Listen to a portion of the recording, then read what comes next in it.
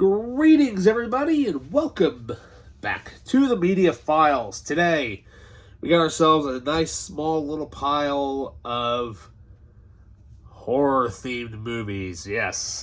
Now, actually, I got these at a small little flea market that I visited the other night, and of course, town's local, Oktoberfest, as they like to call it. Great food, absolutely amazing stuff to munch on. For me personally, I absolutely love getting the Sati Bobbies, which is marinated pork, and it's awesome. So, anyways, excuse me. So, with that, this nice little pile that I'm about to show you, everything cost a mere quarter. Yeah, I'm not joking. All right, so let's see what we got for a measly quarter right here in the Media Files. All right, welcome back. So first off, we have ourselves an Adam Sandler comedy.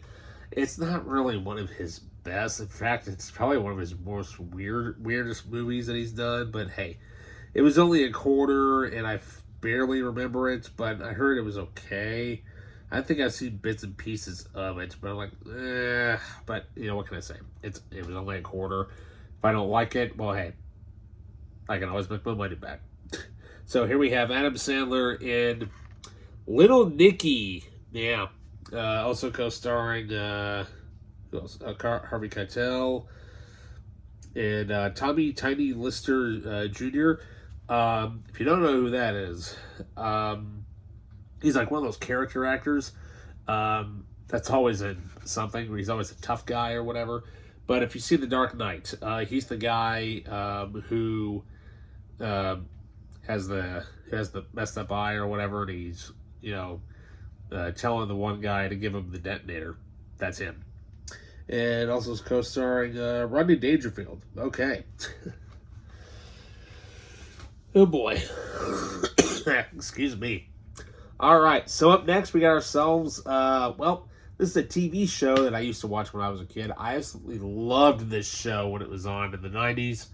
Now, I have not seen really the two movie adaptations, but I love the 90s show. It was awesome. Of course, if it wasn't for these books, I would have never started reading. But here we have, from R.L. Stine, we've got the Goosebumps. Yes, now we have the How I Got My Shrunken Head. I don't really remember this specific episode. The ones that I really watched quite a bit were mainly the Haunted Mask was actually one of my absolute favorites. And also we have The Ghost Next Door. Yeah. Surprisingly, these are in pretty decent shape for being as rough looking as they are, but like I said, I'm going to try to hunt down the rest of these. And that's so funny. Look at the kid on the back here. If you pause carefully, who does that look like to you today? That looks like Millie Bobby Brown, doesn't it? But that's not even her. I can't even remember who that is, to be honest with you. But but if you were me, as a kid watching Goosebumps, that was one of the coolest things you'd ever seen, especially around Halloween time. All right, then up next, we got something to add to the Stephen King collection here.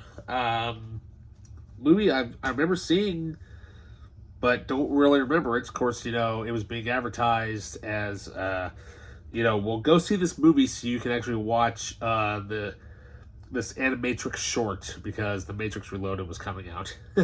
Yeah, so here we have a big name cast, by the way. We've got Morgan Freeman and Thomas Jane and Dreamcatcher. Yeah, directed by Lawrence Kasdan. I have not actually watched this all the way through yet. I really should get on that. Yeah, looks like it's going to be a lot of fun. All right, then up next, we got a movie. I've never even heard of it, but it sounded interesting. It's an artisan release, and here we have movies. I don't know anybody who's in this, but it sounded interesting. So here we have Wendigo. Yeah, I've never heard of it. I'm like, well, just give it a shot and see what it is. Yeah, it's only a quarter, so why not? All right, now up next we have a reacquisition here because my disc was damaged, unfortunately. But you know, you can take what you can get. But then again, I've seen this thing a numerous amount of times. Consider the fact, well, I literally just got the 4K Arrow edition of this. But here we have the original DVD killer cut version of the movie, Friday the 13th. Yep, this is the 2009 Marcus the Spell movie with family video stickers all over it. I don't think those are going to come off. I think I'll keep them on there. So, yeah, for memory's sake. All right, then up next we have one of these movies. I've heard of these, but I've never actually seen them. They look cheesy as you know what, but yeah. Let's see here. Okay, so Joe Bob Briggs says check it out. So okay, all right. So here we have Sorority House Massacre 2. Okay, like for a quarter, why not? Alrighty, and then let's see here. Then we got another one here. Well, it's not really a horror film, but I just threw it in the pile anyways. Russell Crowe film. We've got Proof of Life in the original Snapper case there. But this one here, I remember hearing about this, but the funny thing is, I don't ever remember this specific case having this really cool lenticular cover on it. Kind of one of those under the radar movies that just kind of came and went. Yeah. So here we have Ghost Ship. Look at this. It's in the Snapper case, and it has this really cool, like, three-dimensional, lenticular cover. I don't ever remember them actually ever having that. Interesting. Hey, never know what you find for a quarter, right? Alrighty. And, yep. Oh, yeah, actually there is one more here. We have a sequel to, well, I think one of the somewhat cooler shark movies we've had in a while. Sequels, kind of hit and miss, at least in my opinion, but hey, this was only a quarter.